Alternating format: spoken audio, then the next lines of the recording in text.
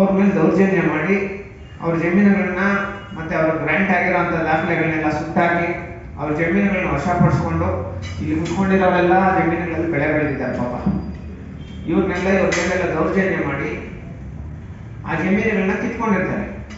ಇದಕ್ಕೆ ಸಂಬಂಧಪಟ್ಟಂಗೆ ಯಾವುದೇ ದಾಖಲೆಗಳು ಕೂಡ ಇವ್ರ ಹತ್ರ ಇರಲ್ಲ.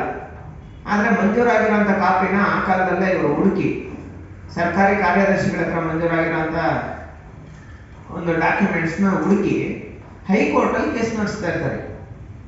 ಹೈಕೋರ್ಟಲ್ಲಿ ಇವರ 50 ವರ್ಷಗಳ ಹೋರಾಟಕ್ಕೆ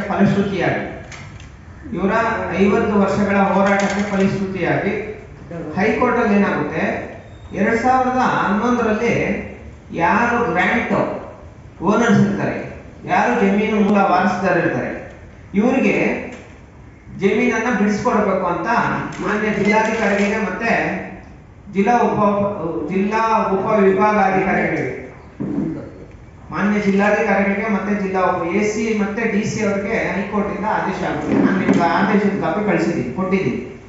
ಮತ್ತೆ ಇದಕ್ಕೆ ಗ್ರ್ಯಾಂಟ್ ಆಗಿರೋಂಥ ಗ್ರ್ಯಾಂಟ್ ಸರ್ಟಿಫಿಕೇಟ್ಸ್ ಇದೆ ಕೊಡ್ತಾರೆ. ಒಂದು ನಿಮಿಷ.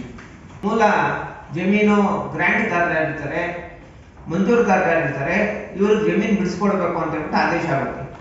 ಆದೇಶ ಆಗಿರೋಂಥ ಸಂದರ್ಭದಲ್ಲಿ ಆ ಟೈಮಲ್ಲಿ ಇದ್ದಂತಹ AC ಅವ್ರು ಏನ್ ಮಾಡ್ತಾರೆ, ಇವ್ರ ಗಮನಕ್ಕೆ ನೋಟಿಸೇ ಕೊಡ್ತೀರ ನಕಲಿ ಅಕ್ರಮವಾಗಿ ಈ ಬೂಮ್ ರೆಡ್ಡಿ ಮತ್ತೆ ಅವ್ರ ಮಕ್ಳು ಯಾರಿರ್ತಾರೆ ಅವರು ಪ್ರಭಾವಿ ವ್ಯಕ್ತಿಗಳು, ದುಡ್ಡು ಕಾಸಲ್ಲಿ ಚೆನ್ನಾಗಿರ್ತಾರೆ, ಮತ್ತೆ ರೌಡಿಸಮ್ ಕೂಡ ಆ ಕಾಲಘಟ್ಟದಿಂದಾನೇ ಇವ್ರ ಮೇಲೆ ಮಾಡ್ಕೊಂಡ್ ಬಂದಿರ್ತಾರೆ.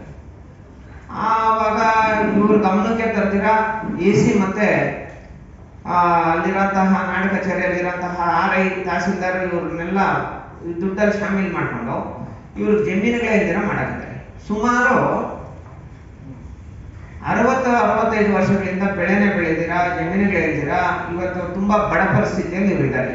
ಆದ್ರೆ ಪ್ರೆಸೆಂಟ್ ಪೇಪರ್ ನೋಡಿದ್ರು ಇವ್ರ ಹೆಸರಿಗೇನೆ ದಾಖಲೆಗಳಾಗಿರುವಂಥದ್ದು. ಮೊನ್ನೆ ಹೈಕೋರ್ಟ್ ಇಂದ ಇನ್ನೊಂದು ಆದೇಶ ಆಗಿದೆ, PTCL ಜಮೀನು ಯಾರಿಗೆ ಆಗಲಿ ಈ ಕೂಡಲೇ ಅವ್ರ ಜಮೀನನ್ನ ಮಂಜೂರಾಗಿರುವಂತ ಜಮೀನನ್ನ ಟೈಮ್ ಲಿಮಿಟ್ಸ್ ಇಲ್ಲ, ಯಾವಾಗಲೇ ಮಂಜೂರಾಗಿರುವಂತ ಜಮೀನನ್ನ ಬೇರೆಯವರು ಅಕ್ರಮವಾಗಿ ಕಬಳಿಸ್ಕೊಂಡಿದ್ರೆ ಅಥವಾ ಮಾರಿದ್ರೆ ಅಥವಾ ಸರ್ಕಾರಿ ಪರ್ಮಿಷನ್ಸ್ ಇಲ್ದಿರ ಮಾರಿದ್ರೆ ಈ ಕೂಡಲೇ ತೆಗೆದುಕೊಡ್ಬೇಕು ಅಂತ ಹೇಳ್ಬಿಟ್ಟು ಆದೇಶ ಆಗಿದೆ.